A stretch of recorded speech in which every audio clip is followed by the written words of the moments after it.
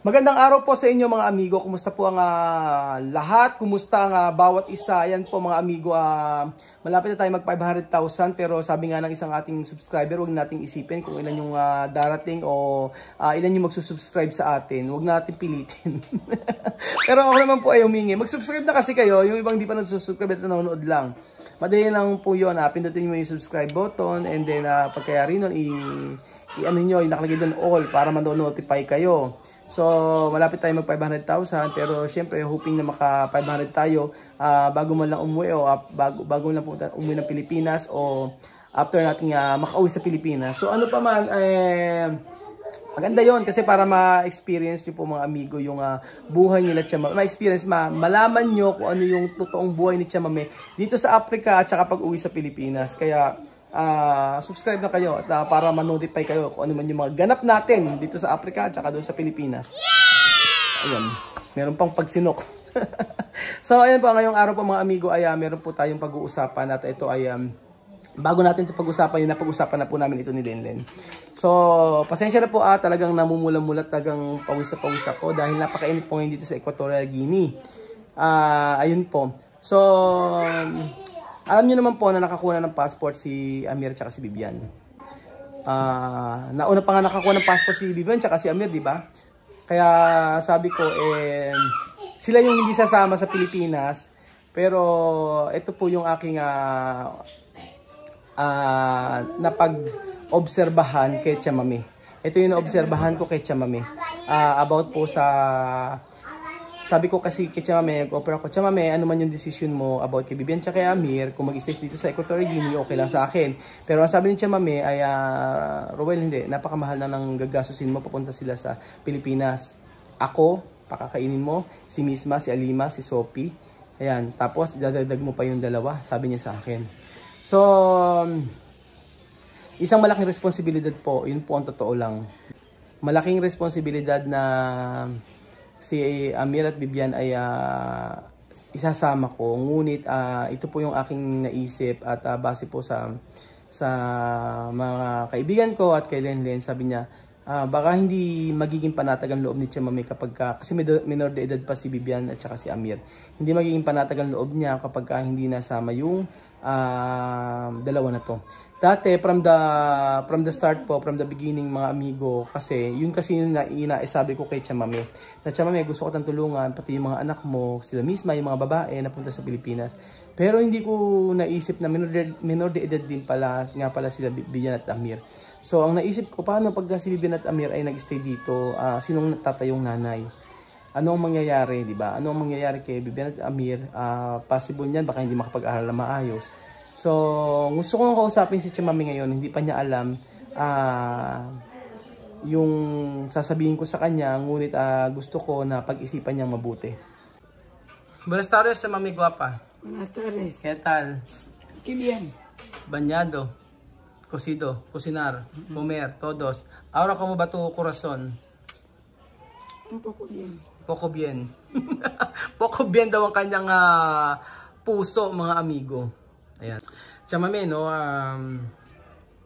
Ahora, Amir y Vivian tiene pasaporte, ¿no? Sí, Amir y Vivian tiene pasaporte. Después, otro día, tú has visto Amir, ¿no? Él ha ido a tu habitación para coger tu teléfono sin avisar. Esto como robar, ¿sí, no? ¿Cuántos años Amir? Tiene 10 años. 10 años. ¿Cómo 10 años? Misma 10 años. 12. Oh, 12 años si Amir y Vivian, 14. Mas alam ko pa yung ano naman anak ni Chamame. Yo saber edad tu niños. Tu no sabi. Ayun. O yun. Kayari, ninako yung telepono ni Chamame sa school. Después, tu ha ido allí para buscar. Pero tu ver o no? O yun, di nakita ni Chamame. So, nagpunta doon si Chamame at hinahanap sa school, sa mga kaklase, pero hindi nakita yung telepono. So, hanggang ngayon, wala pa yung telepono ni Chamame. So, yun po, yung isa sa nangyari dito na kinakakaba ko. O hindi ako panatag na na baka kung ano mangyari kay Amir kasi walang mag-guide sa kanya. Alam niyo po ang ginawa ni Chamame.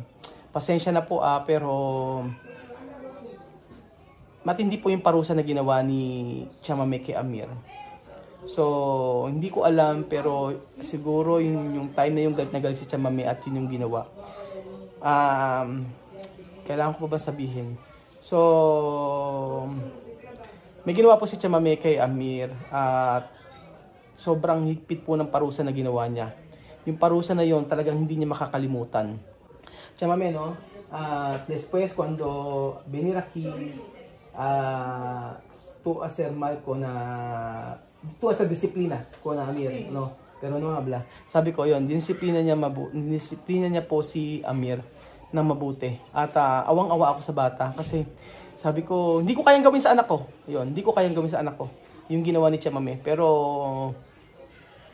kahit si Lenlen siguro hindi kaya. Tayo mga Pilipino hindi natin kaya. Pero ganun sila magdisiplina. Grabe sila magdisiplina. So ano pa man yung disiplina na yon ay hayaan na lang natin. Pero matindi po yung ginawa sa kanya. So makikita nyo yun pagka siguro umuwi kami, makikita nyo kung ano nangyari kay Amir. Pero ang iniintindi ko, alam ni Chamame ang gagawin niya para sa kanyang mga anak. Ang gustong desisyon ni Chamame ay after ilang years ay babalik si Chamame dito para kunin si Vivian at saka si Amir.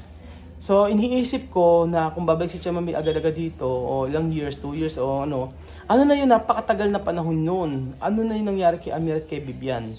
Chamame, no? Cuando tú volver aquí 1 año, esto mucho tiempo. 12 meses o 24 meses, 2 años así.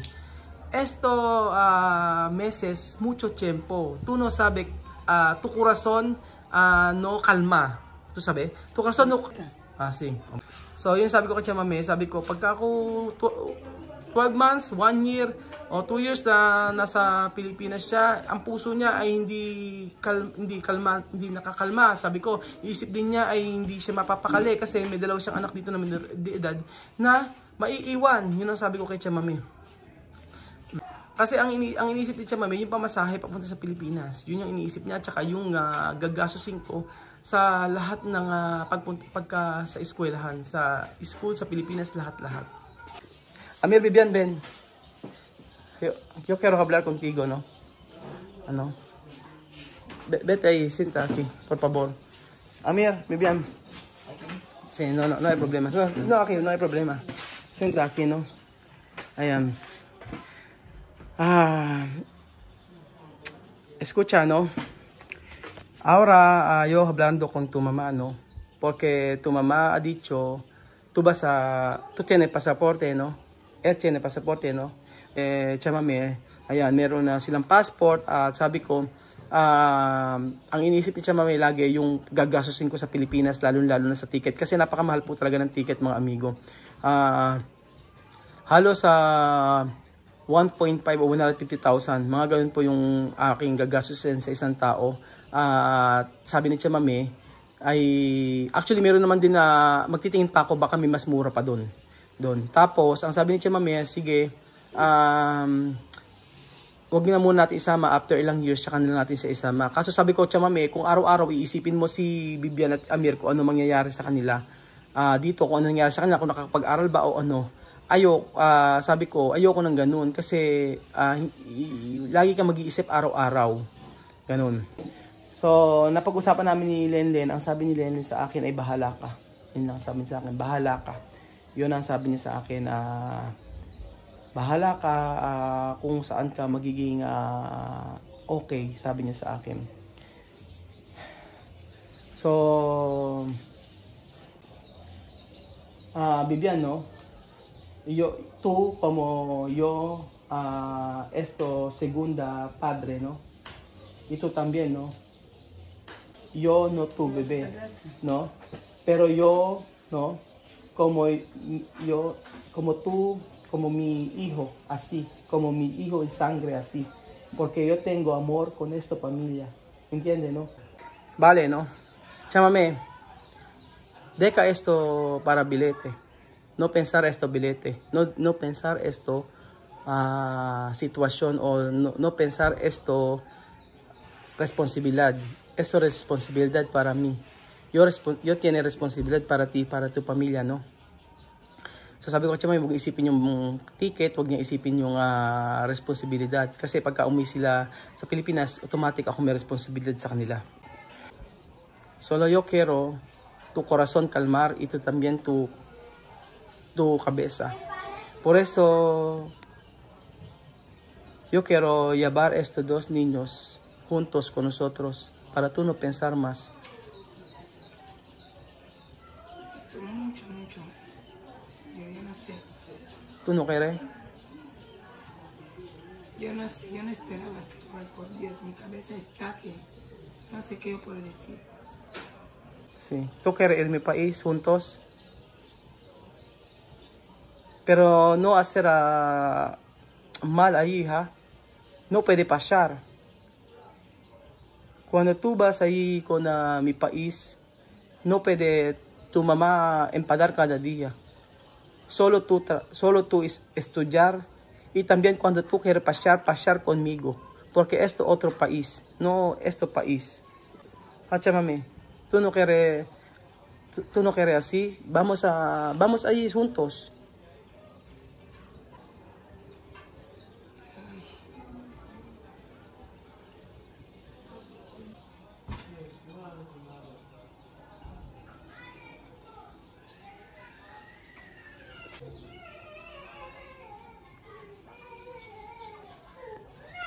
Así, más mejor.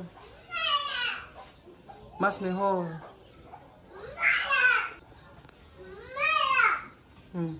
Chamame, más mejor, vamos juntos. Para tú no pensar cada día. Para tú no pensar cómo va Amir, cómo va Vivian aquí. Porque cuando Vivian y Amir aquí puede ser mal. Va a perder. Va a perder.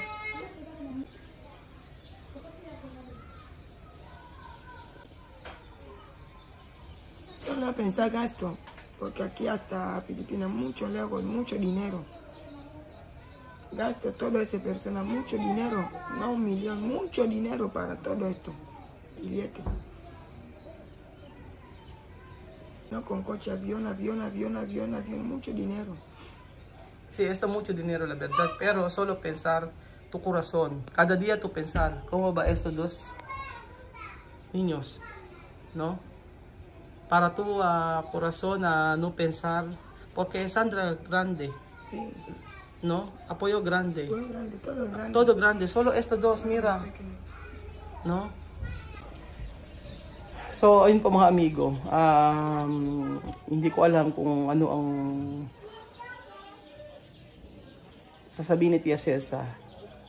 Hindi ko alam kung ano yung kung i-accept niya to o okay. Hindi ko alam kung ano yung nararamdaman niya ngayon.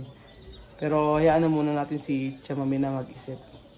Kasi hindi biro yung yung responsibilidad. Pero si Chamame ang iniisip ko po. May ilang taon na si Chamame. So sana po yung magiging desisyon ni Chamame ay yung talagang hindi siya mag-iisip at magiging okay siya. Bahala na po. Pero i-update ko po kayo mga amigo. Pag-usapan po muna sasabihin ko muna kay Chamame na isipin ito. Chamame, pensar esto, no? Pensar. Pero esto para mí no hay problema cuando todos ir juntos. Sabi ko Chamame, pag-isipan niya mabuti kung basta sa akin walang problema sa ticket, basta yun na ikakapanatag ng kanyang puso. So ayun po mga amigo, salamat po. At I pray na maliwanagan si Chamame at huwag niya isipin yung ticket at yung pera na gagastusin kung siya naman ay magkakasakit sa Pilipinas kaya isip ng kanyang dalawang anak. Salamat po mga amigo at God bless.